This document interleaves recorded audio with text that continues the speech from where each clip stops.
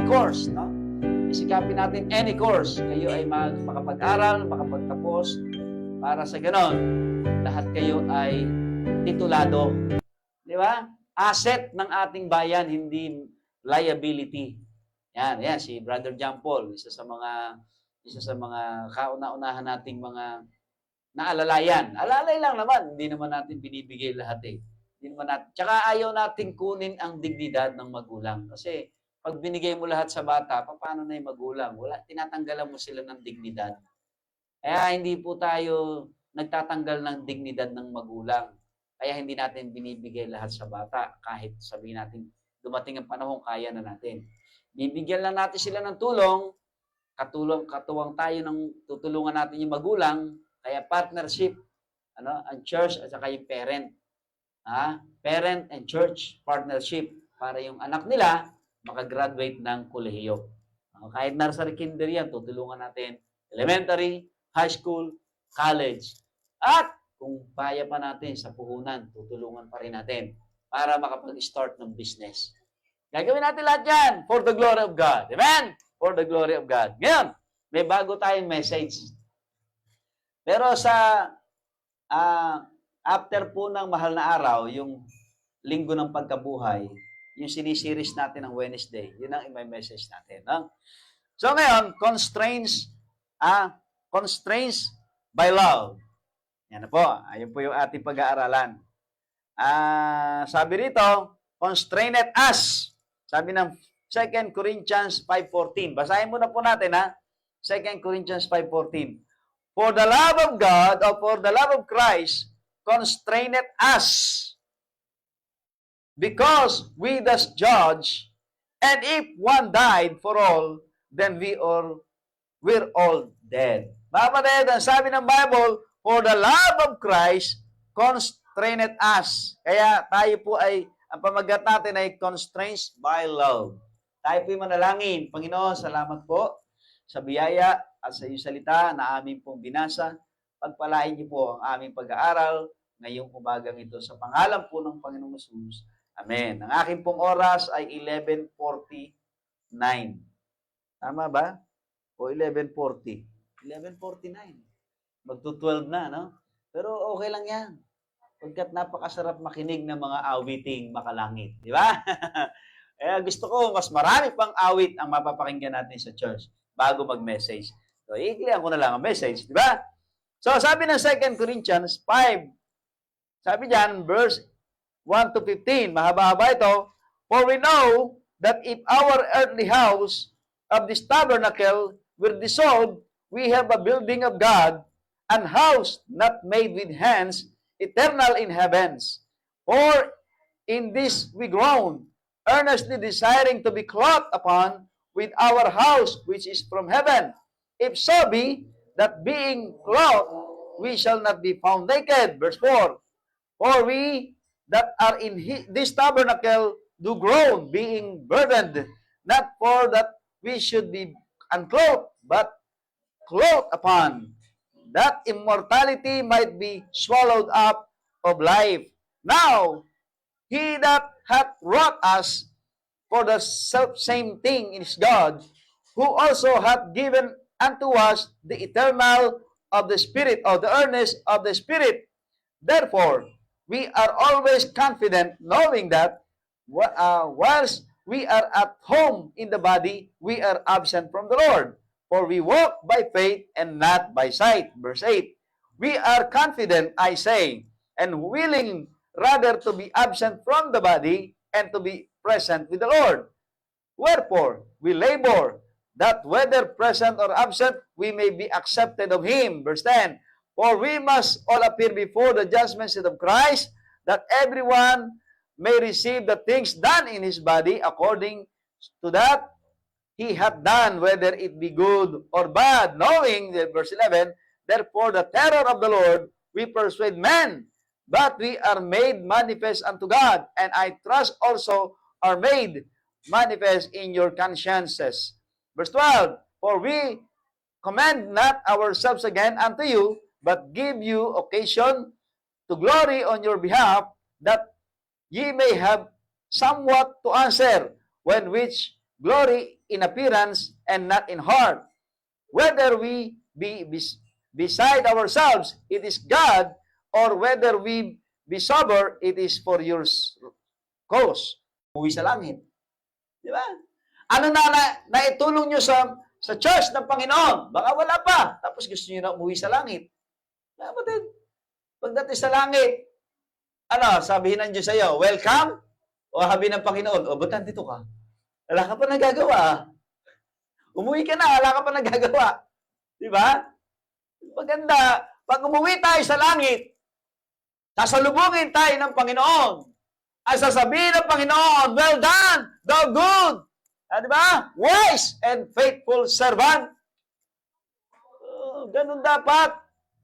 Meron kayong accomplishment sa Panginoon sa lupa. Meron kayong ambag sa church ng Panginoon.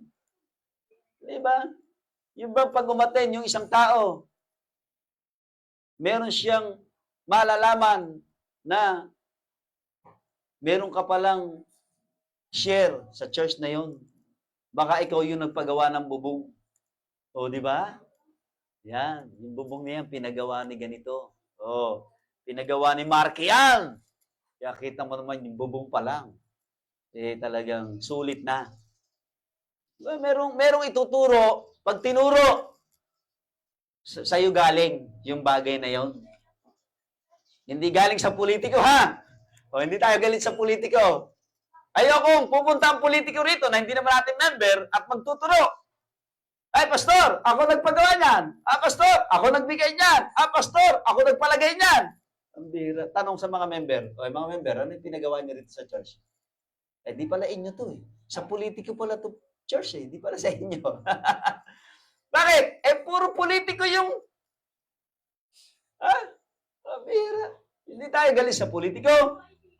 Hindi tayo sa politiko, pero hindi tayo lalapit sa politiko para sa church natin at ipagawa niya yung church natin. Mga kapatid, kung kayo politiko at member kayo ng church na ito, lalapitan kita. Amin ko sa iyo, kung ikaw ay mayor, member ka ng church na to, ano ibibigay mo sa church? Hindi ka magbibigay as politician, magbibigay ka as member. Amen? Diba? Papagawa mo ang mga bagay sa gawain ng Panginoon, not as politician, but as member. Hindi po ako galit sa politiko, at kung magbibigay ang politiko, praise the Lord. Hindi natin tatanggihan. Pero tayo yung lalapit at manghihingi na para tayo mga pulubi, na parang aso tayo na pulubi na naghihintay ng babagsak na mumo doon sa dulang ng mayaman, at kung walang bumagsak na mumo, kawawa tayo. O ngayon, kung ayaw ninyo maging mukhang kawawa tayo, kayo mga milyonaryo ng church, kayo mga may trabaho, pagawa niyo yung church ng Panginoon. Ipaayos ninyo, pagandahin ninyo, suportahan ninyo ang mga workers. Kaya alang gustong magpastor eh. Magpapastor ako. Pastor Alex nga eh. Walang internet. Walang tangke ng Amira. Magtatrabaho na lang ako. Mga kapatid, sa Bible, meron tayong kanya-kanyang ministry. Merong ministry, ang ministry niya, magbigay. At ang sabi ng Bible, do it with simplicity. Pag nagbigay ka, sabi ng Matthew at saka ng Mark, at saka Matthew, Mark, and Luke, huwag mo ipapaalam sa kaliwa. Ibig sabihin, pag nagbigay ka sa church, ikaw lang nakakaalam at saka yung tumanggap. Siguro yung pastor. Huwag mo nang, pastor, pakibanggit mo sa church ha, ako yung nagbigay ng electric fan na parang tutubi. Amen? Electric fan na parang tutubi, gusto pa babanggitin pa, ano? Kapatid, hayaan nyo na ang Diyos ang papurihan. At ang Diyos ang magpupuri sa ang magdideklara ng iyong mga mabubuting gawa. Huwag niyong payagan. Pastor, gusto ko, yung idudunay ko, nakalagay yung pangalan ko ha. Gold-plated. Pero ang bibigay nyo, yari sa damo. Yari sa hay. Tapos nakalagay ng pangalan, gold-plated. Ang bihirang buhay. Yari sa kahoy. Tapos ang pangalan mo, gold-plated. Kapatid, huwag nyo nang pangarapin yun. Dito sa Baptist, hindi ilalagay yung pangalan nyo. Pag namatay kayo, yun, lalagay namin sa lapida nyo yung pangalan nyo. Basta yung pangalan ko sa lapida ko, nakalagay ha. O, nakalagay ko yung pangalan ko sa lapida. Bakit? Kasi dito pinupuri natin ang Diyos. Amen? Hindi ang tao. Kasi ang tao, kapag ka pinuri natin yan, magiging, baka yumabang yan. Baka lumaki ulo niyan. Ha? Ngayon, kung ang Diyos ang pupurihin natin, sabi ng Bible, pagpapalain ko kayo ng mga tao. Kung gusto natin i-bless tayo ng Panginoon, purihin natin ang Diyos, hindi yung tao. Pero, pasalamatan naman natin yung nagbigay. Kapatid, salamat ha! At least, itong binigay mo, makakatulong sa gawain ng Panginoon. Yan. Kami naman mga pastor, dapat, yung mga blessing na yan, dinidistribute yan. Amen? Mga singer mo, mayaman ang church, ang singer mo, ni pamasahe lang, di mo mabigyan. Okay, yan, alilay. Walang pamasahe. Naglakad. Yung mga, alam niyo po, sa Old Testament, ang nakikinabang sa offering, basta sinabing offering, lahat ng giving. Yung mga priests and Levites. Sino yung mga Levites? Mga singer, mga worker, mga tagalinis, mga assistant, mga Levites yan eh. Hindi lang yung priests. Yung priest ang siyang nangangasiwa sa paghahandog. Pero, yung mga Levites, sila yung mga katulong. At nakikinabang sila sa mga offering. Ganon dapat. Para yung pastor, hindi nasisilaw sa pera. Kasi ang daming pastor na nahuhulog sa tulay. Kaya sabi ko, huwag kang mag-alala kapatid, pinatanggal ko yung tulay. Para hindi ka mahulog doon. Para hindi rin ako mahulog. Tinanggal ko na yung tulay. Kaya wala nang tulay. Di ba? Kaya dito sa church natin, kapatid, pag may blessing, didistribute natin sa mga manggagawa. Pastor, pwede ba ako makakuha dyan? Di maging worker ka. Gusto mo pala makakuha ng blessing ng church maging worker ka. Kung ayaw mo maging worker, hindi ka pwedeng tumanggap. Di ba? Oh. Ngayon, bilang member, dapat ikaw ang supporter. Diba? Hindi ka worker supporter ang tawag sa'yo. Okay? Prayer warrior ang tawag sa'yo. Yan. Prayer warrior, supporter, encourager. Yan ang tawag sa'yo. Okay, sino po ba si Pablo? Bakit para baga si Pablo pagod na, opo. Tingnan natin ha. Sino ba si Apostle Paul? Sabi ng Romans 1:1, Paul, a servant of Jesus Christ, called to be an apostle, separated unto the gospel of God. O si Pablo raw ay isang lingkod ng Panginoon. Lingkod ni Kristo, isang apostol. Inihiwalay ng Diyos sa ebanghelyo ni Kristo. Yan. 1 Corinthians 1:1, Paul, called to be an apostle of Jesus Christ through the will of God. Yun, si Pablo daw ay naging apostol sa kalooban ng Diyos. 2 Corinthians 1:1, Paul, an apostle of Jesus Christ by the will of God. And Timothy, our brother. Okay. So, doon na lang po muna. Galatians 1:1, Paul, an apostle, not of men, neither by man, but by Jesus Christ and God the Father, who raised Him from the dead. Kapatid, si Apostol Paul pala, sabi ng Bible, ay isang apostol, hindi ng tao. Di ba? Hindi ng tao. Sabi niya, not of men, but by Christ Jesus. Pero, neither by man. O kami mga pastor. Isabihin, hindi kami mga pastor ng tao. Mga pastor kami ng Diyos sa pamagitan ni Kristo. Pero, kami ay naglilingkod sa tao. Kaya hindi nyo kami alipin. Hindi nyo kami alipin. We are not your servant. We are God's servant. We are serving the Lord, not you. But, but you are the recipient of our serving the Lord. So, huwag niyo sabihin, pastor, sinusuportahan ka ng church? Of course. Dapat lang. Pastor, may love gift ka sa church? Tama. Kanino ba ang church? Sa inyo ba ang church? No. Hindi sa inyo ang church. Hindi rin sa pastor ang church. Kanino ang church? Sa Panginoon. Kaya, ang sino mang tao na nagmamalaki sa kanyang pastor, dahil ang pastor niya ay tumatanggap ng support sa church, kapatid, tandaan nyo, hindi kayo ang nagsusupport sa church.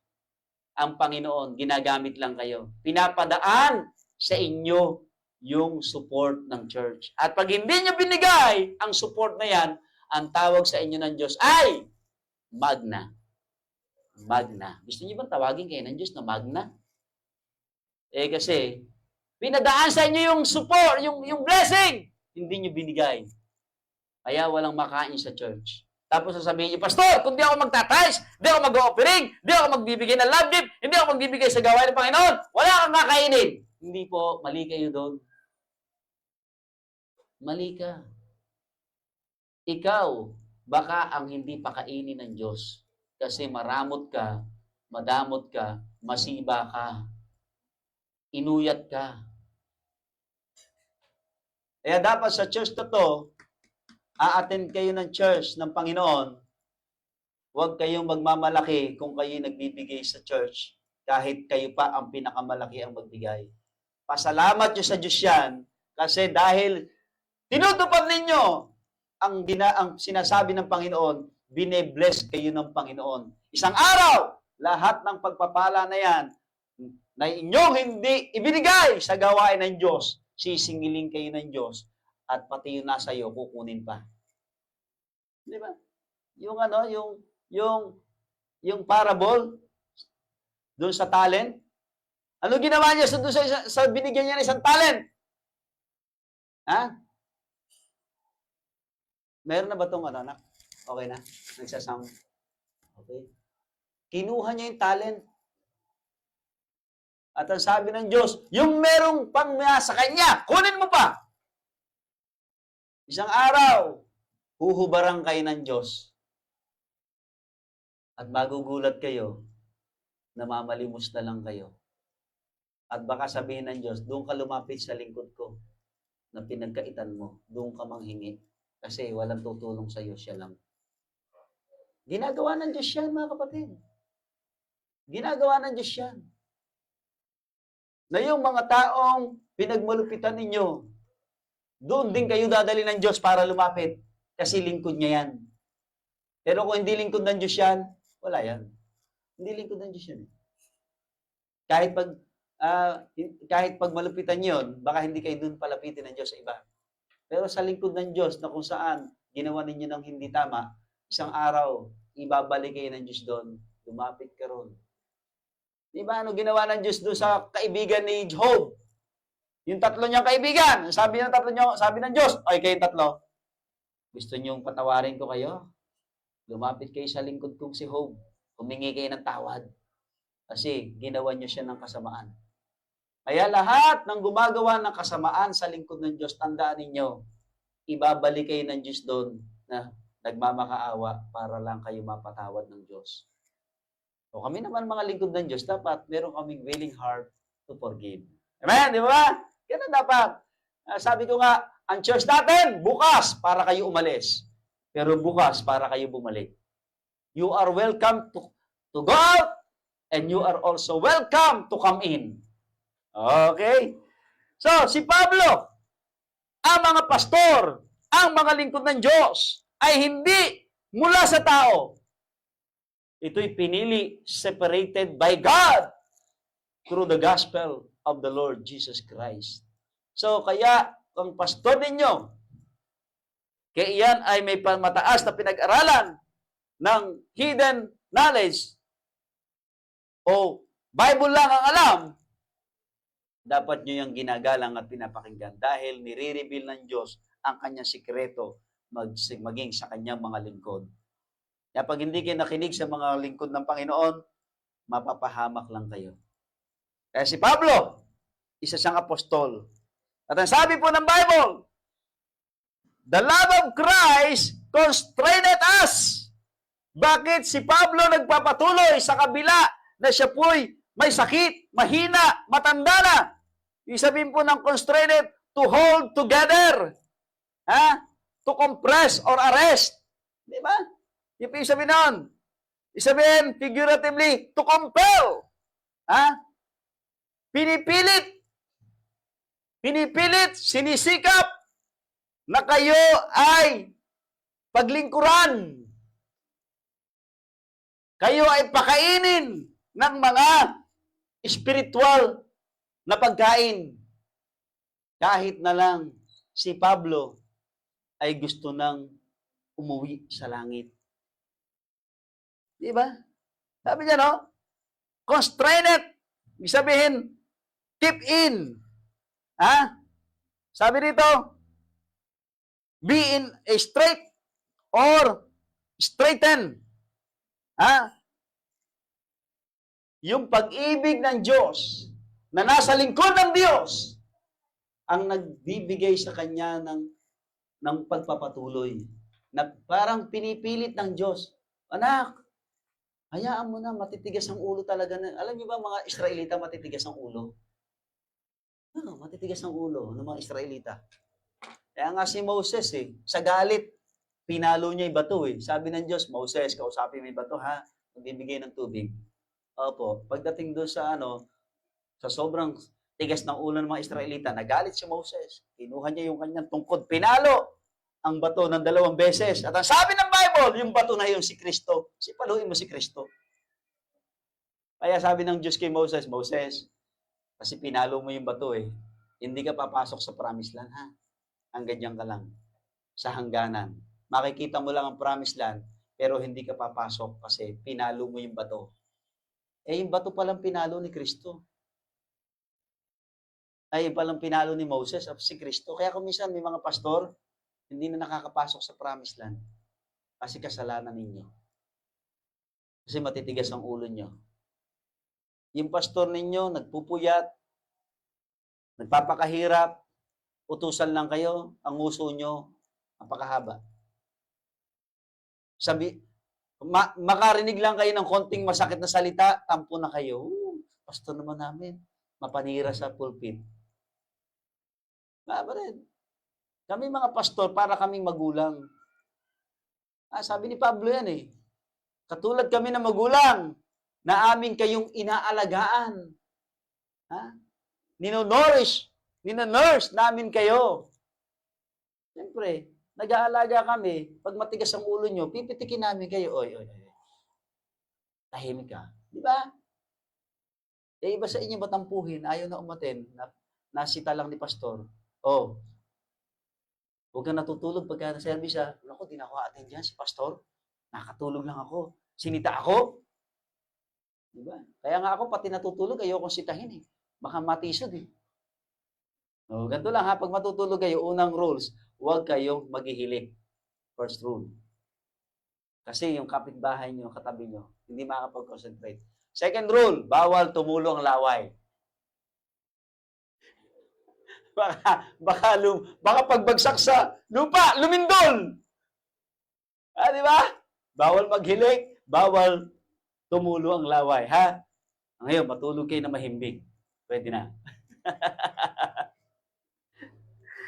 Mga kapatid, sabi rito, number 1, bakit si Pablo gusto niyang manatili pa sa kanyang katawan to remain in the body? Sabihin, stay alive. Alam niyo, pag matatanda na pala, yung matatanda, yung mga senior citizen mga edad 70, 80, 90, di ba sinasabi nila, gusto ko nang mamatay, gusto ko nang umuwi sa langit, gusto ko nang magpahinga. Totoo yun. Madalas tayo mga anak, wag muna, pinipigilan natin. Pero hindi naman natin sinusuportahan. Hindi naman natin pinapadalahan ng panggastos. Hindi naman natin pinaglilingkuran. Pero ayaw na ayaw niyong umuwi sa langit, pinipigilan ninyo. Kung hindi nyo na kayang ibigay ang pangailangan ng magulang ninyo, hindi nyo na kayang alaga na magulang ninyo, hayaan nyo na siyang umuwi sa langit. Kasi, gusto niyo siyang mag-stay, tapos ayaw niyo siyang bigyan ng panggastos, ayaw siyang bigyan ng pangailangan, ayaw niyo siyang alagaan, tapos gusto niyo nandyan siya. Ano gagawin niya? Hayaan niyo na siyang umuwi sa langit kung ayaw niyo naman siyang alagaan. Di ba? O ito si Pablo, sabi niya, gusto ko na umuwi sa langit. Gusto ko na magpahinga. Tingnan niyo, 2 Corinthians 5, 2 and 8. For in this we groan, earnestly desiring to be clothed upon with our house, which is from heaven. Verse 8, we are confident, I say, and willing rather to be absent from the body and to be present with the Lord. Tingnan nyo bakit kailangan pang manatili si Pablo sa kanyang katawan na may mga karamdaman na, matanda na, pero sabi ni Pablo, ang desire ko, umuwi na. Magpahinga na. Ha? Kapag sabi niya, we groan. Ano yung salitang groan? Mga kapatid, sa Greek yan ay istinazo, with grief, grudge, or sigh. Bang, parang pagod na pagod. Drain na drain sa energy. Lahat na. Mga pastor, madalas ganyan eh. Nakikita niyo yung pastor ninyo kung minsan, di ba, nakangiti yan. Trabaho ng trabaho yan. Pero di nyo alam, gusto na pala niya umuwi sa langit kasi matitigas ulo nyo eh. Gusto na kayong takasan. Gusto niya na tumakas. Ayaw niya na kayong makita, ayaw niya na kayong makausap kasi lahat ng sasabihin nyo, laban lang sa kanya. At pag nagsalita siya, ang tenga nyo, sarado, ayaw nyo makinig. Or kung pinakinggan nyo, pumasok dito, lumabas doon. Mga kapatid, nakakapagod. Opo, nakakapagod. Pero bakit nagpapatuloy? Kasi sabi ng Bible, the love of Christ constrained us. Ay mga pastor na yan, matatanda na, may mga sakit na, high blood na, diabetic na, malabo na mata, pero bakit nagpipreach pa? Bakit nagbi-visitation pa? Bakit nag-social winning pa? Bakit nagtatrabaho pa sa church? Kasi because of the love of Christ na nasa kanila, na hindi nyo naman iniintindi. Nakakala ninyo, yung pastor ninyo, gusto lang talagang magtrabaho kahit na uugod-ugod na. Hindi po. Dahil sa inyo. Mamaya, makikita natin Ang salitang earnestly, desiring. Ibig sabihin po nito, desire greatly, long after. Ang tawag pa dyan ay lusts, epipoteo. Sa Greek, talagang araw-araw, dinidesal niya na, Panginoon, uuwi na ako sa langit. Panginoon, magpapahinga na ako. Panginoon, ayoko na. Pero yung love of Christ na nasa kanya, yung agape of God, sabi ng agape, maglingkod ka. Tulungan mo sila. Pakainin mo sila. Di ba? Alam niyo po gaano kahirap gumawa ng mensahe? Buti nga ngayon, marami ng tulong eh. Marami ng tulong, mga gadget. Nung araw, grabe. Bago ka makagawa ng mensahe, ang daming libro. Meron ka diyang Bible, meron ka diyang mga Christian literature, meron kang encyclopedia, meron kang dictionary, meron kang commentary, meron kang kung ano-ano. Babasahin mo lahat yun. Ay, madaling araw pa, gising ka na. Ay, gising ka pa, gumagawa ka pa ng mensahe. Tapos yung mensahe mo, ang dami pang kulang kasi nga, yung gadget, yung mga gamit mo, yung mga libre mo, kulang-kulang din. Ngayon, napakarami na, di ba? Pero kahit sabihin mo napakarami na, napupuyat pa rin kami. Alam niyo, gumawa ako ng mensahe, di ba? May mensahe ko, tapos na yun eh. Pero kaninang madaling araw, alas 5, gumising ako, gumawa uli ako ng mensahe, ito ngayon. Ibig sabihin, parang sinasabi ng Panginoon, yung ginawa mong mensahe na una, ayokong i-preach mo yun ngayon. Gumawa ka ng bago. Kaya kanina madaling alas 5, bumangon ako, bago alas 5, bago mag alas 5, gising na ako, alas 5, gumawa na ako ng message. Ito yon. No? Ibig sabihin mga kapatid, talagang si Pablo, gustong-gusto nang umalis. Di ba? Dahil sa hirap ng kanyang pinagdadaanan. Ako naman, ayoko pa. Una, bata pa ako eh. Si Pablo kasi sa panahon ito, 80 anyos na. Pero pwede rin. Pagka lahat ng mga member ng church, walang gustong itulong sa pastor, baka sabihin ko, Panginoon, iniiwan ko na kay John Paul. Panginoon, iniiwan ko na kay John Reb. Panginoon, iniiwan ko na kay kay Marky. Sila na lang. Di ba? Kaya dapat, mga kapatid, nakikita niyo ang pastor niyo, masigla, malakas, nangihina rin yan. Nadi-discourage din yan. Nagugutom din yan. Kaya dapat pag nakita niyo yung pastor niyo na may ginagawa, mag-praise the Lord kayo, nagtatrabaho pa yung pastor ninyo. Kasi pag hindi na nagtatrabaho yan, matakot na kayo. Kasi magugutom na kayo. Wala na kayong kakainin. Hindi na nagtatrabaho, hindi na gumagawa ng message. Hindi lang message ang ginagawa namin, nagbi-business pa kami para lang may mapakain sa inyo. Physically. Di ba?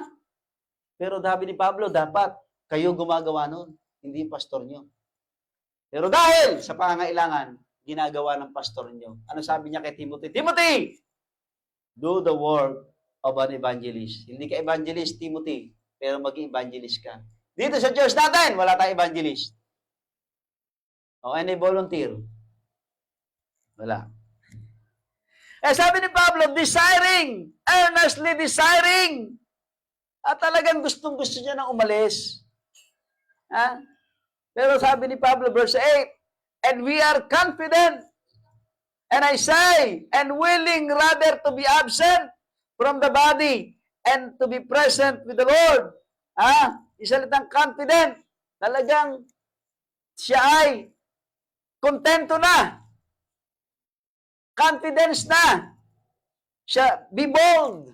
Talagang gustong-gusto niya na. Pag ang pastor nyo gustong-gusto nang umalis at iwanan kayo, baka naman may problema kayong matindi. Kaya ang pastor nyo ayaw na. Iba, hindi nga namamatay, nagre-resign. Resign na lang ako. Maghahanap buhay na lang ako. Kasi yung mga member namin nagtatice nga, nag-o-offering nga. Ay, pastor, saan mo dinadala tice namin? Pastor, saan mo dinadala offering namin? Pastor, ano ginagawa mo sa pera namin?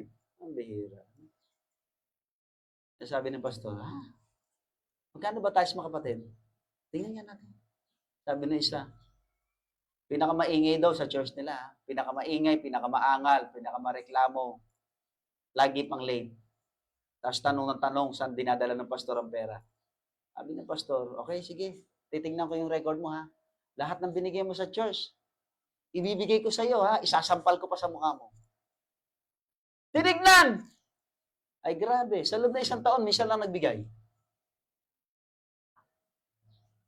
Minsan lang nagbigay, hindi pa malaki, pinakamaangal, pinakamatigas ang ulo, tanong ng tanong, ano daw ginagawa sa pera? Sabi ng pastor, kapatid, di ba nakikita?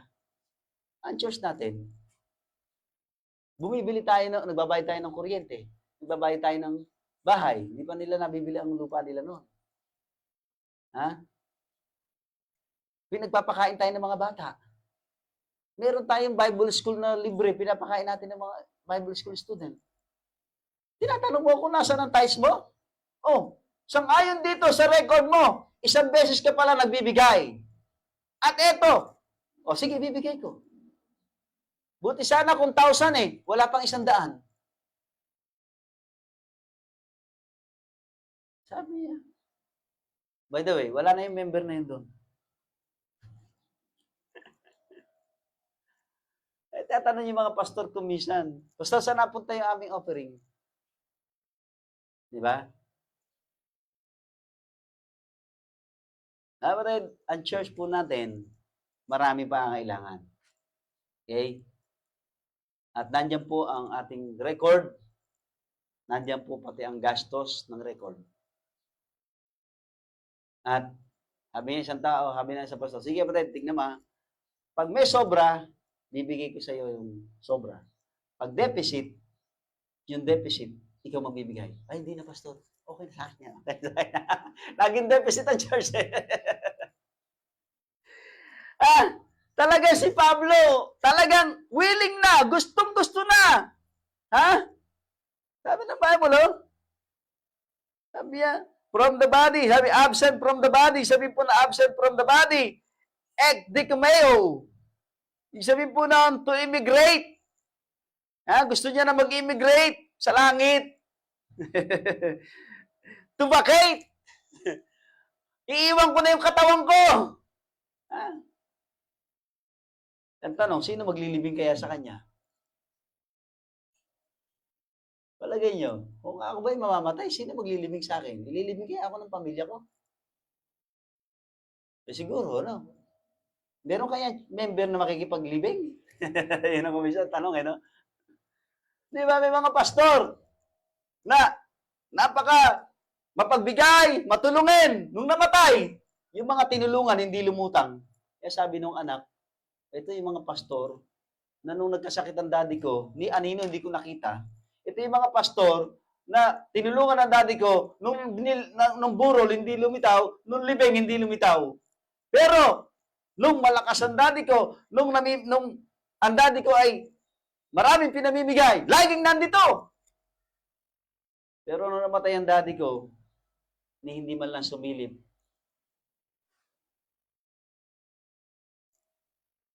Diba? Anak ng pastor yun, ha? Yun ang sabi niya. Kaya sabi niya, kaya mga pastor na yan, masama loob ko dyan. Sila yung mga tinulungan ng daddy ko na nung nangailangan ng daddy ko, ni singkunduling, walang tinulong. Ni dumalaw, hindi dumalaw. Ni nakipaglamay, hindi nakipaglamay. Ni nakipaglibing, hindi nakipaglibing. Di ba? Kapatid, kaya ang pastor maraming heartache. Maraming heartache. Ito si Pablo, daming heartache nito eh. Oh, si Pablo. Daming heartache ni Pablo. Kaya sabi ni Pablo, uwi na ako. Ayoko na. Sa langit na lang ako doon. Maganda ron. Maganda sa langit. Makakapagpahinga ako. Ha? Yung salitang from is out of. Gusto niya nang umalis sa kanyang katawan. Ha? And be present with the Lord. Ano sabihin nun? To be in one's own country or home. Be at home with the Lord. Sabi niya, yung katawan ko, babay na. Ang aking spirit at kaluluwa, magpapahinga na. Kaya ililibing siya ko, hindi. Ha? Sabi dito, no? Tingnan niyo, sabi ni Pablo. Philippians 1:23.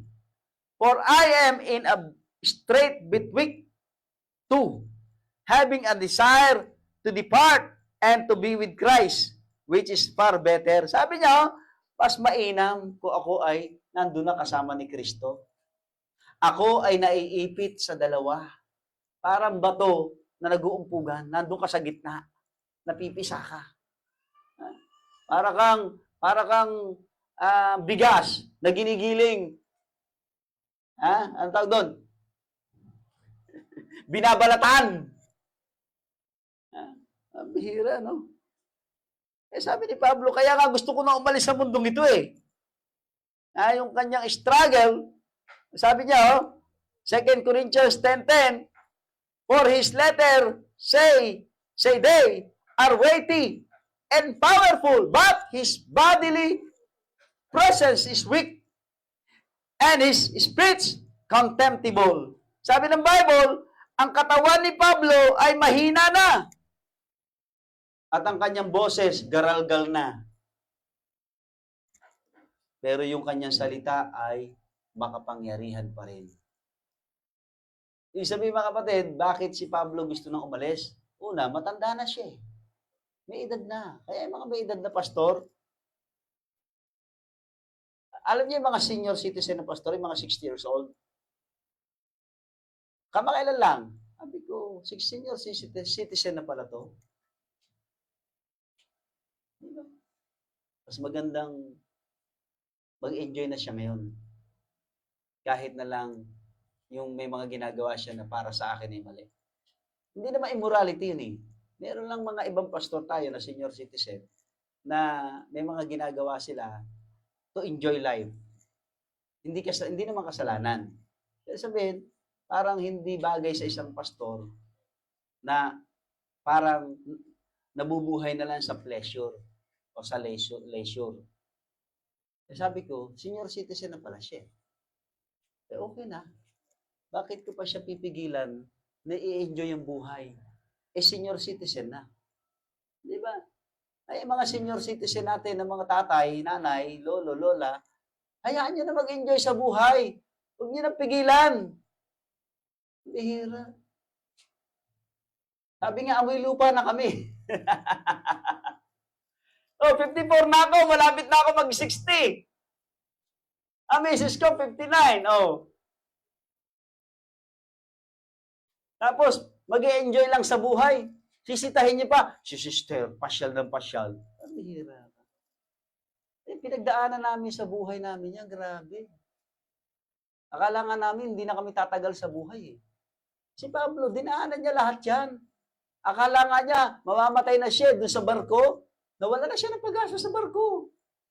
Buti na lang nagpakita yung angel. Pinalakas siya. Ayan, buti na lang si angel nandito. Sabi ng angel, Pablo, magpakatatag ka. Hindi ka mamamatay. Walang mamamatay sa barko. Wala lang aalis. Hayaan mo lang ang barko mawawasak. Pero kayo makakaligtas. Ganito gawin mo, Pablo.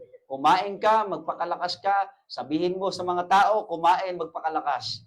Masisira ang barko, pero walang mamamatay. Huwag lang silang aalis sa barko. Nawasak ang barko, muntik na nga mag-aalisan yung kapitan, yung mga soldiers, sabi ni Pablo, pag umalis kayo ng barko, mamamatay kayo. Kaya kung ayaw nyo mamatay, manatili kayo sa barko. Yan ang sabi ng anghel. Mabuti nakinig yung mga sundalo. Walang namatay.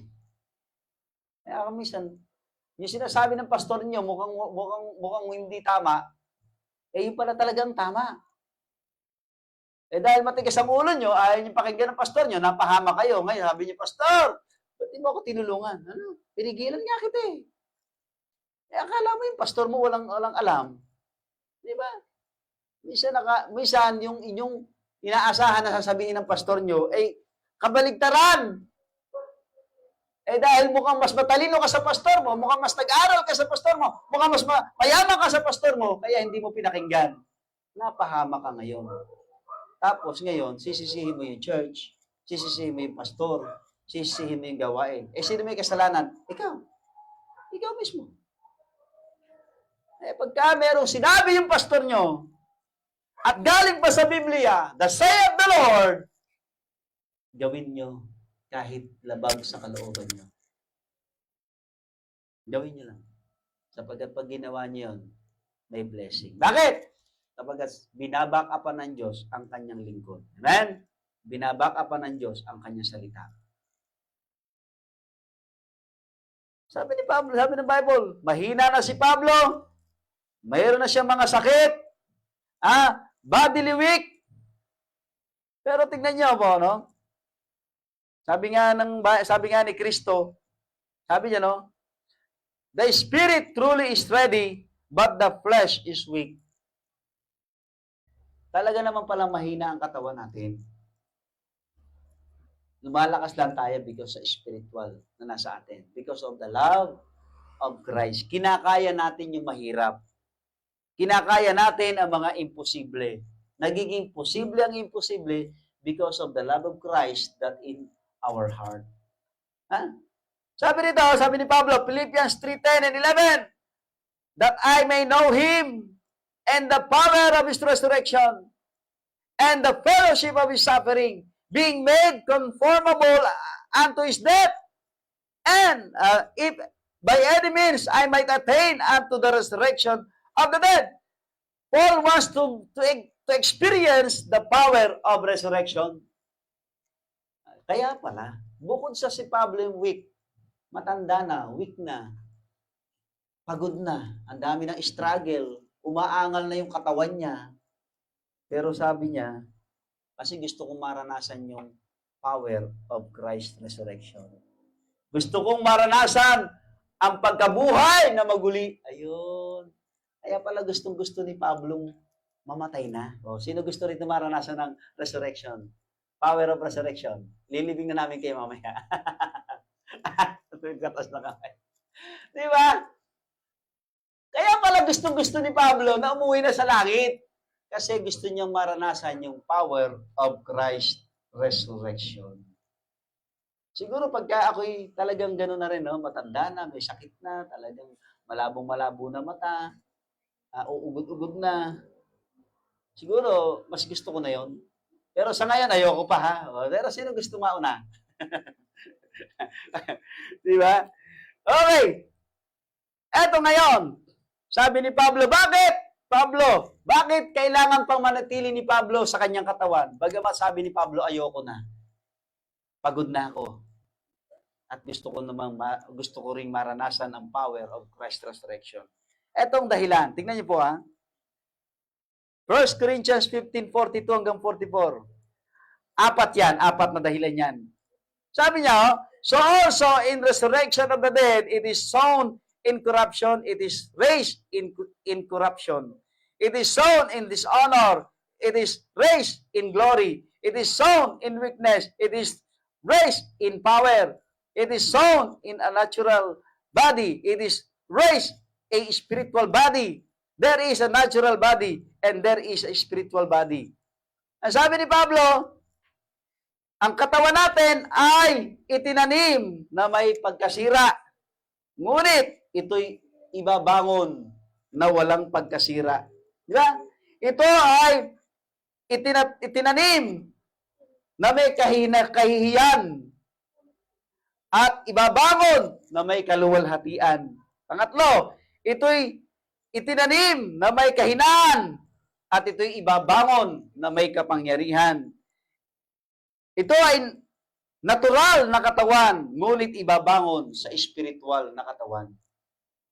Yun pala ang isa sa mga reason din kung bakit si Pablo gustong-gusto niya ng magpahinga, umuwi, dahil gusto niyang maranasan ang apat na ito. Di ba? Gusto niyang maranasan yan. At ito pa, kung bakit si Pablo gusto pa rin mag-stay at ay kailangan mag-stay pa rin sa kanyang katawan. Sabi niya, Philippians 4:24-27, nevertheless, to abide in the flesh is more needful for you. 25, and having this confidence, I know that I shall abide and continue with you, all for your furtherance and joy of faith. Verse 26, and your rejoicing may be more abundant in Jesus Christ for me by my coming to you again. Ito po, ang gusto ko makita nyo, no? Ang sabi ni Pablo, kaya bakit pa ako kailangan nandito sa katawan ko kahit gusto ko na umuwi? Kasi kailangan nyo pa ako eh. Minsan, gusto na nating mamatay ang magulang natin, pero hindi mamatay-matay.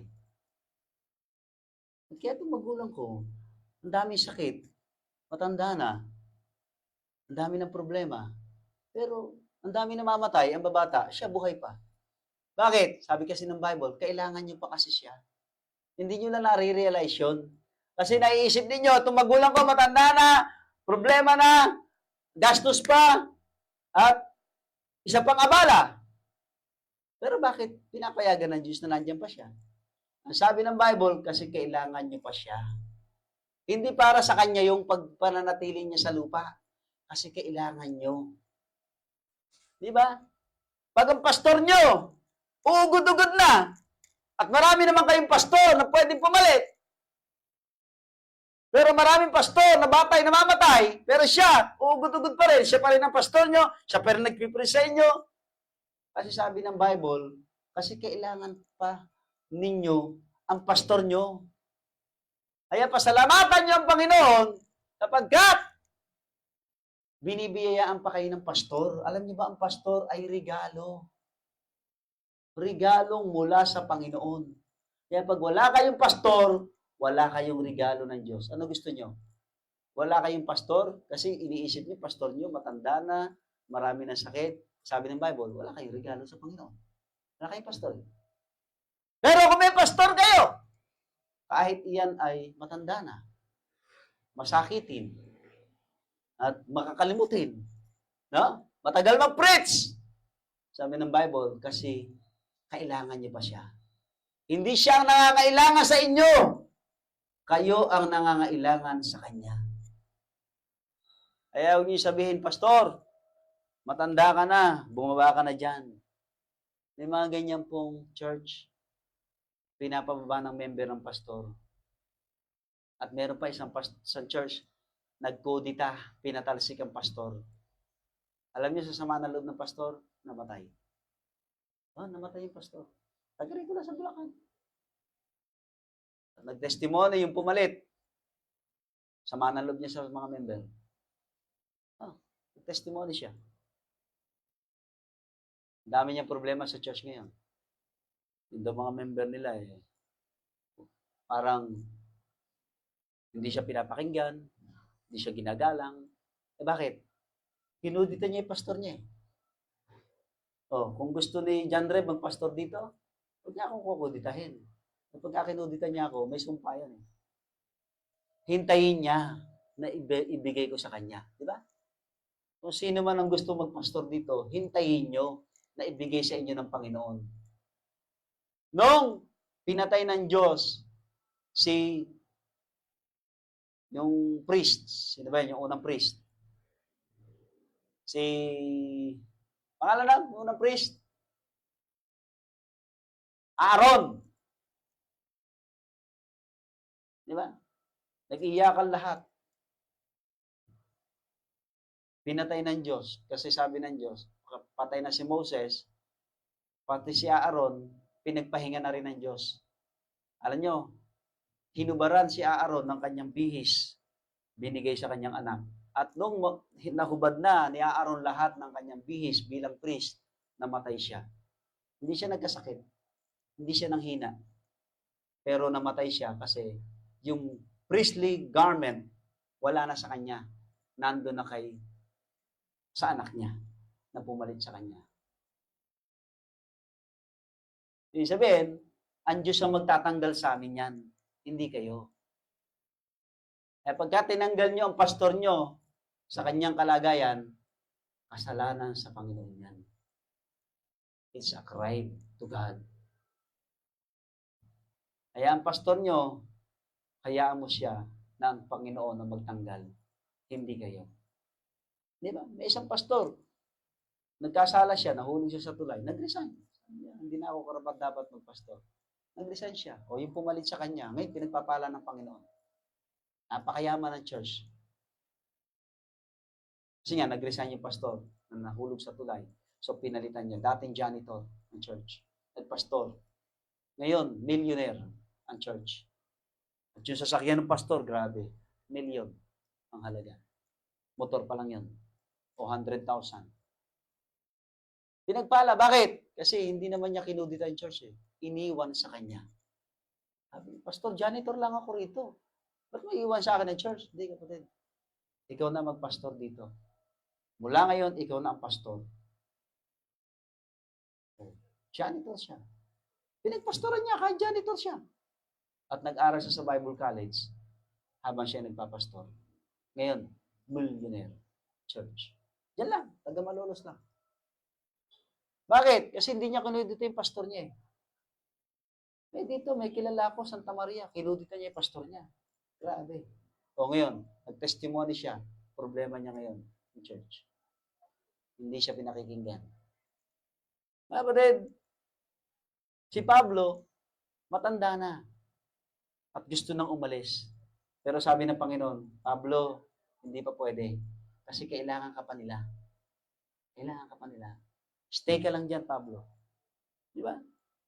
Sabi ng Bible, kasi kailangan nyo pa ako para sa inyong ikabubuti. Pangalawa, kasi nga, para kayo humayo pa sa pananampalataya na may katuwaan. Ibig sabihin, mga kapatid, para sa inyong paglago, spiritually, kaya nandiyan pa yung pastor nyo na kahit uugod-ugod na at matanda na. At para bagang ang salita ay hindi nyo na maintindihan. Si Pablo, yung kanyang boses, garalgal na eh. Parang si Pastor Gabino Tica, garalgal ng boses. Bago namatay. Pastor Danny, bago namatay, garalgal na rin ng boses. Kaya mga boss namin, ha? Kaya kami hindi basta-basta umiinom ng mga malalamig kasi nasisira boses namin dyan eh. O gusto niyo ba maging garalgal ang boses ko? Kaya huwag niyo akong bibigyan dito ng tubig na malamig. Bigyan niyo ako ng tubig na mainit o kape. Yan. Di ba? Sabi ni Pablo, kaya nandito pa ako para sa inyo. Kaya nandito pa ako para kayo ay lumago pa sa pananampalataya na nagiging masaya. Kaya pag nawala ang pastor nyo, magiging malungkutin kayo. Pangatlo, rejoicing may be more abundant in Jesus Christ para lalo kayong maging masaya. Gusto niyo palang sumaya eh. Bakit yung pastor ninyo pinababayaan ninyo? Bakit yung pastor ninyo kinukuditan ninyo? Bakit yung pastor ninyo ayaw niyong pakinggan? Na tila baga mas matalino pa kayo kasi kayo aral sa mga katuruan ng mundong ito, na sabi ng Bible, ang nakikipagkaibigan sa mundong ito ay pakikipag-away sa Diyos. Ano daw meron sa mundo? Lust of the eye, pride of life, at saka lust of the flesh. Yan ang makukuha nyo sa mundo. Pero yung binibigay ng pastor ninyo, mga bagay na banal, galing sa Diyos, na makapagpapasaya sa inyo, magpapasigla sa inyo, magpapahaba ng ninyong buhay, at magiging pinagpala kayo. Pero yung pastor ninyo, pinababayaan ninyo. Di ba? Sabi nga dito, sabi na, let your conversation be as it becometh the gospel of Christ, that it whether I come to see you or else be absent, I may hear of your affairs, that ye stand fast in one spirit, with one mind, striving together for the faith of the gospel. Sabi ni Pablo, ang kanyang request, let your conversation be as it becometh the gospel of Christ. Dapat ang inyong buhay na nangangaral ng mabuting balita ni Kristo. Ang tanong ko sa inyo, magturo kayo ng inimbita nyo sa church at nanatili. Pag wala, kabahan kayo. Ngayon, simulan nyo na. Manalangin kayo ng taong dadalhin nyo sa church at mananatili. Sabi ni Pablo, no? Di ba? Dapat ang buhay ninyo nagpipreach sa mga tao patungkol sa kabutihan ni Kristo sa inyo. Pangalawa, ito ang sabi ni Pablo sa kanyang plea, that ye stand fast in one spirit. Manatili kayo sa isang espiritu, the Spirit of God. Pangatlo, with one mind, striving together for the faith of the gospel. Nag-iisang isip lang dapat tayo. Hindi, iba-iba tayo ng isip eh. Ang iniisip ng isa, mamasyal. Yung iniisip ng isa, matulog. Yung iniisip ng isa, mag-soul winning. Yung iniisip ng isa, kumain. Amir. Iba-iba tayo ng isip. Dapat meron lang tayo isip. Isip ni Kristo. Ano yung isip ni Kristo? Magpuri sa Diyos, sumunod sa Diyos, at maging pagpapala sa mga tao. Di ba? Pag may gawain sa church, sama-sama tayo. Pastor, hindi ako pwede. Bakit? Kasi tinatamad ako eh. Pastor, hindi pwede. Bakit? Kasi walang pagkain sa church. Yeah. Ganun, di ba? Pastor, hindi ako makakasama. Bakit? Kasi walang susundo sa akin eh. Naranasan ko, bago akong church member, para lang kami maka-attend sa church, 2 ilog lalangoyin namin. Kahit mataas, malakas ang current ng ilog. Isang kamay namin kumakampay. Yung isang kamay namin nakataas. Bakit? Nandun ang damit namin. Damit namin, dala-dala namin. Lumalangoy kami. Gano'ng kalayo? Siguro mula diyan mula dito sa may bahay, dulong bahay, hanggang doon sa dulo ng Del Carmen. Yung sa may gasoline, yung pinakabahay. Ganon, lalangoyin mo yun. At may current. Sabihin merong daloy ng tubig. Sasalungain mo yun. Lalabanan mo yun. Isang kamay, lumalangoy. Dalawang paa, ang isang kamay nakataas. Hindi pwedeng bumaba. Bakit? Mababasa yung damit mo. Dalawang ilog na ganon. At lalakad kami ng 10 kilometrong lakarin. 10 kilometers lakad. Then dalawang ilog. Ano gagawin namin? Aatin lang ng church. Dito grabe, ano? Kay lapit-lapit. Sinusundo mo na. Hindi pa ayaw pa umaten. Pastor, kasi masakit ang ano ko bewang ko. Sabi ng Bible, mga kapatid, striving together with one mind. Magkaisa tayo. Amen! Purihin natin ang Diyos. Itanghal natin ang Diyos. Pagtulungan natin ang gawain. At maniwala kayo, pagtanda natin, yung mga anak natin, mga apo natin, sila naman na mag-enjoy dito. Lahat na itatayo natin, sila magmamana.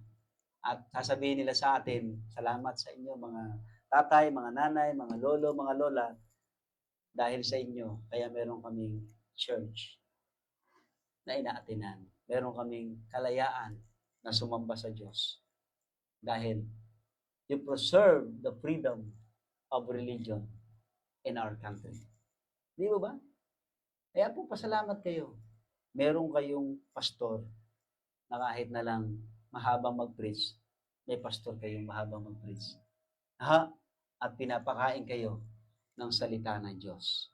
Okay, tayo manalangin. Panginoon Diyos, salamat po sa aming binulay-bulay na iyong salita. Si Pablo, bakit nananatili pa siya? Because of the love of Christ. His body is weak. Mahina ang kanyang katawan dahil siya'y matanda na. Garalgal na ang kanyang boses. Hindi na halos maintindihan. Gusto niya nang magpahinga, umuwi sa langit, mapalitan na ang kanyang katawan ng espiritual. Katawang walang kasiraan, walang kamatayan, hindi nanghihina, hindi napapagod, hindi nagugulo. Perfectong katawan.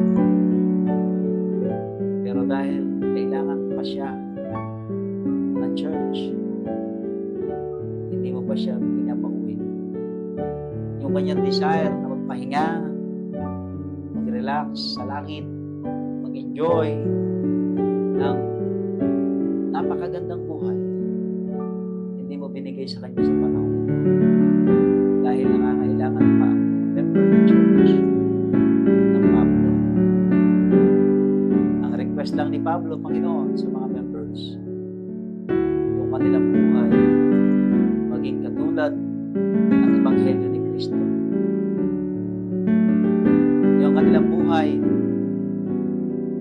ay maging example of the good news of the gospel of Christ. Ang kanilang buhay, Panginoon, ay maging pagpapala sa marami. Lumago sila in Christian living, not just in physical good health, not just in material possession, magiging mayaman at maraming ari-arian, but also to grow in Christ spiritually. Yan lang ang request ni Pablo sa kanyang mga listeners.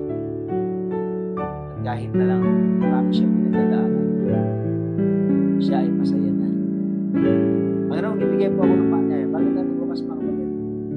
Alam niyo po, kami mga pastor, mga panahon na sabi ko, Panginoon, parang gusto ko na po magpahinga.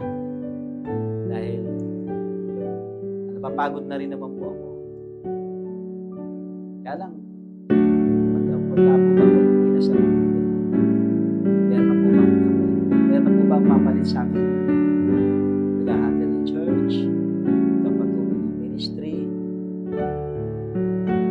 Sabi ko, gusto ko po sana yung pastor na magpapastor sa church. Galing din sa church na. Hindi galing kung kanino church. Naranasan na namin yung kumuha ng pastor sa ibang church. Natunawan church. Yung iba naman, pinalitan ng pangalan ng church. Nabago ang pangalan, nabago ang ginagawa. Naging charismatic na. O naging mga dancing na sa church. Kakaroon na ng natawag nilang reform.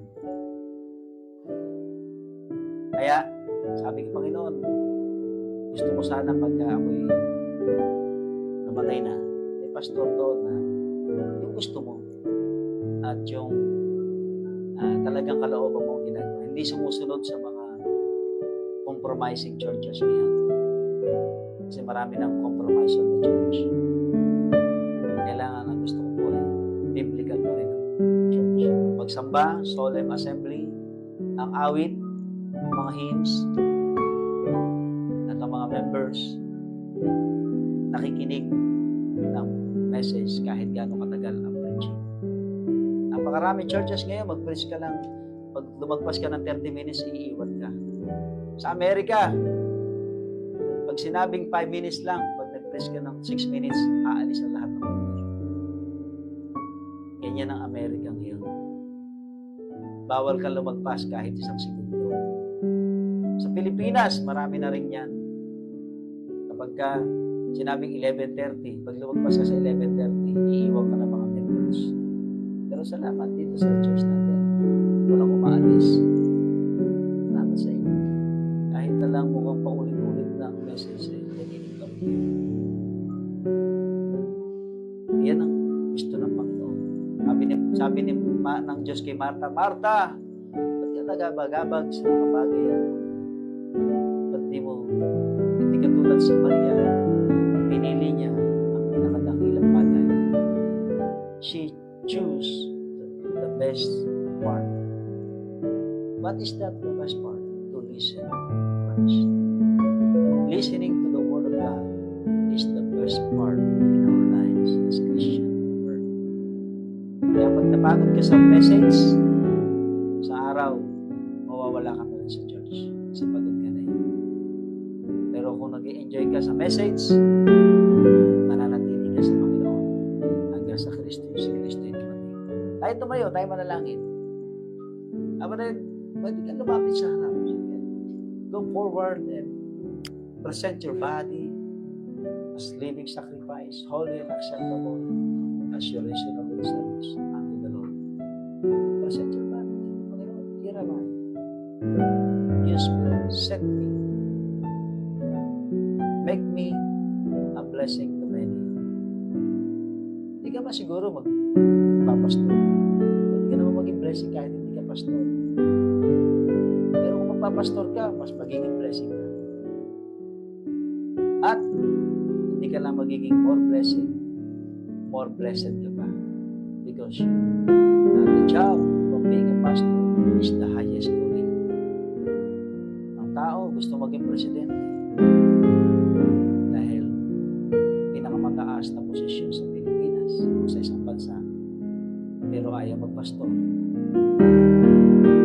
Ang pastor sa Bible, the highest calling, the highest position sa Panginoon. Kaya pag nagpastor ka, you choose the highest position, the best part in your life on earth. So tayo mananalangin.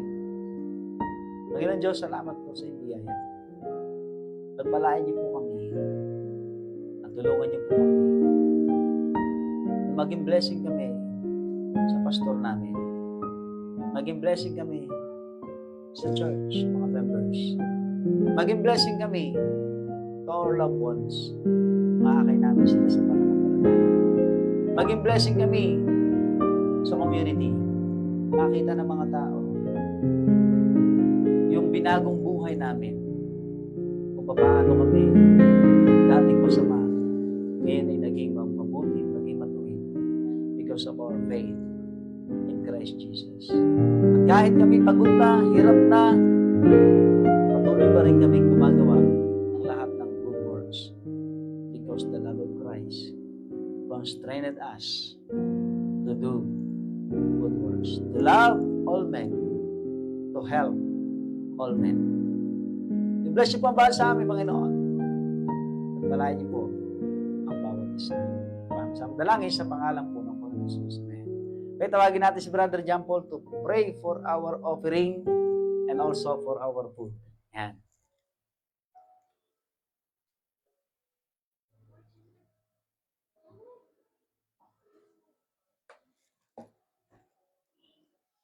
Sige, pray mo tayo. Pray po tayo. Lord, maraming salamat po sa pagsama-sama po.